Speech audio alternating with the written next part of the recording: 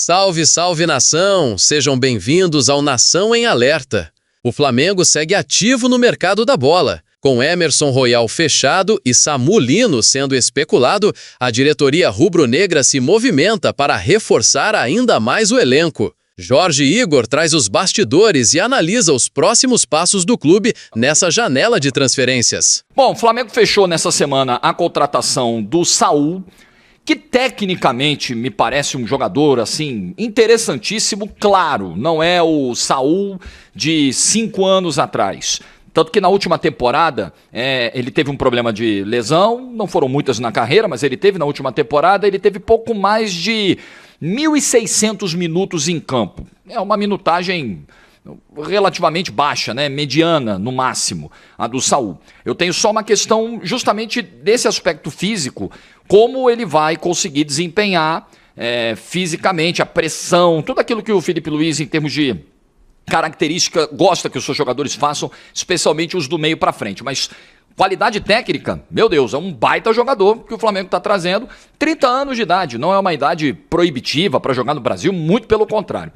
E além do Saul, o Flamengo está engatilhando aí as contratações do Emerson Royal para lateral direita e do Samuel Lino para ponta. É um ponto esquerda, resolveria uma carência imediata, uma urgência do Flamengo, né? Precisa de ponta pelo lado esquerdo. O Bruno Henrique tem sofrido um pouco por ali. O Flamengo precisa achar uma solução e o Samuel Lino poderia ser esse cara.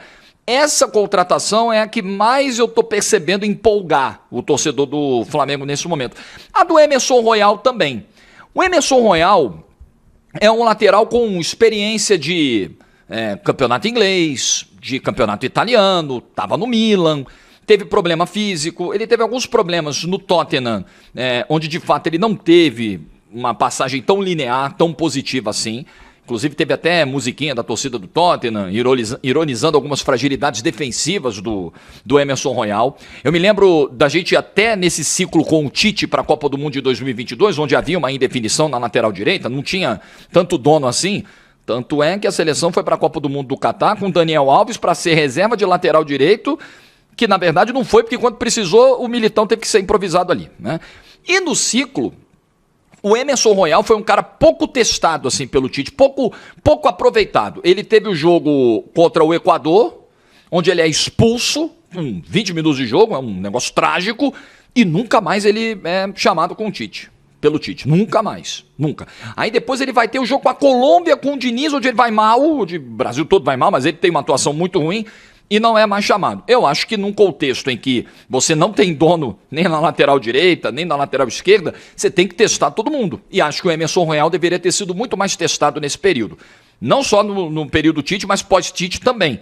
Acho que a vinda para o Brasil tem um pouco isso aí no radar do Emerson Royal. Pô, talvez, jogando num clube do tamanho do Flamengo, que vai disputar todas as competições, e onde eu chego com uma possibilidade de ganhar a vaga de titular, de disputar pelo menos essa vaga, porque o Wesley está indo embora, teria uma disputa com o Varela. Talvez nesse cenário eu me aproxime de seleção brasileira. Pode ser. O Emerson Royal está vindo da Itália. O Milan, inclusive, tinha a intenção de emprestar o Emerson Royal, mas parece que a venda vai se concretizar por algo na casa de 9 milhões, né? Estava até pegando o valor aqui para não ser impreciso, mas seria na casa de 9 milhões de euros. Me parece uma oportunidade de mercado interessante. Quando a gente usa esse termo aqui, oportunidade de mercado, o que a gente está querendo dizer? A gente está falando, ó o reloginho querendo participar do vídeo aqui também.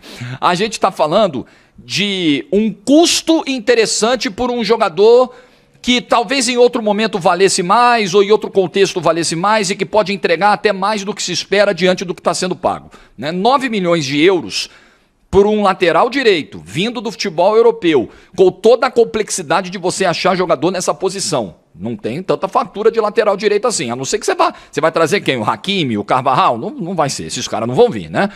Me parece um valor interessante. 26 anos, não é um cara que está vindo aqui depois dos 30, o que não é necessariamente um problema, vide o exemplo Saul, que eu destaquei, abordei no início do vídeo. Mas, pô, 26 anos de idade, sabe? Razoavelmente jovem.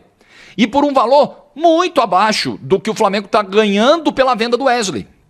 Claro, acho que hoje não são laterais direitos necessariamente do mesmo nível técnico. O Wesley teve uma evolução assombrosa com a camisa do Flamengo e era contestado no início. E chegou num nível de bater Roma, né? Como está se encaminhando a venda para a Série A italiana, para um clube do G6, do campeonato italiano. Inter, Milan, Juventus, Roma, Napoli e Lazio, né? Tipo um G6 ali, a galera que está sempre ali. Aí tem uma Atalanta, tem uma Fiorentina, então ele está indo para um clube importante, evoluiu. Então você está vendendo o cara por 25, mais possíveis 5 milhões, com gatilhos previstos, então pode ser uma venda de 30 milhões de euros para trazer um cara por 9 milhões de euros, que tem características semelhantes. Nós estamos falando de um cara que avança, né, de um cara que tem um comportamento ofensivo em campo como lateral direito, como ala. Então, em características, você está trazendo a mesma ideia, não é necessariamente o mesmo jogador, mas é mais ou menos a mesma ideia por um valor aceitável. Eu acho uma oportunidade de mercado bem interessante do Flamengo, se isso realmente se concretizar e se oficializar. Também com 26 anos estaria chegando o Samuel Lino. Vamos aguardar, né? Hoje, no Atlético de Madrid. Jogou as 2 últimas temporadas no Atlético de Madrid, inclusive na temporada retrasada agora, né? Porque a temporada 24-25 já acabou, então já é a temporada passada. Na 23-24 ele foi eleito o melhor jogador do Campeonato Espanhol. Vem num momento interessante na carreira, ele é um ponta esquerda, né?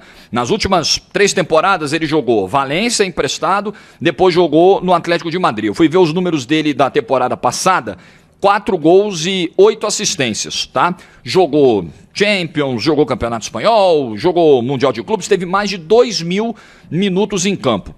E teve mais participação em gols do que 86% dos jogadores do Campeonato Espanhol na última temporada. Isso é realmente muito interessante.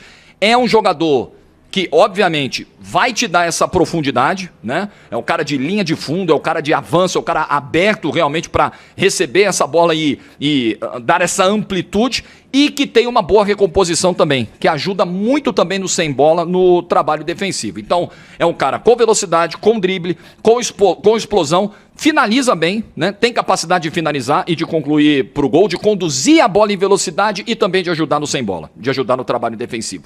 É muito interessante a contratação.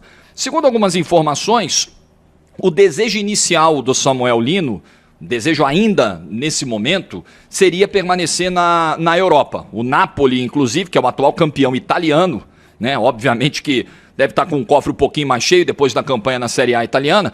O Napoli já andou dando uma sondada. O nome do Samuel Lino está sendo ventilado lá no Napoli também. Mas pode pesar para o Samuel Lino também o fator seleção brasileira. Tipo Emerson Royal. Pô, talvez no Flamengo eu esteja mais perto de uma convocação para a seleção brasileira do que no Napoli. Mesmo o Napoli jogando Champions League, mesmo o Napoli jogando o campeonato italiano, mas você está aqui, você está sendo visto de maneira muito mais próxima, né? Você está muito mais em evidência, o técnico da seleção brasileira está aqui e tal. Então, pode acontecer. O Atlético de Madrid quer fazer a venda na casa de 20, 25 milhões de euros. Aí nós estamos falando de um valor mais alto. Mas veja só, o Flamengo vai vender o Wesley, no pior dos cenários, por 25 milhões de euros, né? Sem os gatilhos que podem chegar a 30, vai ser vendido por 25 milhões de euros. O Gerson foi vendido por 25 milhões de euros. E aí o Flamengo pode pagar de 20 a 25 no Samuel Lino, na casa dos 9 pelo Emerson Royal, ainda sobraria na casa de 15 milhões de euros nos cofres do Flamengo.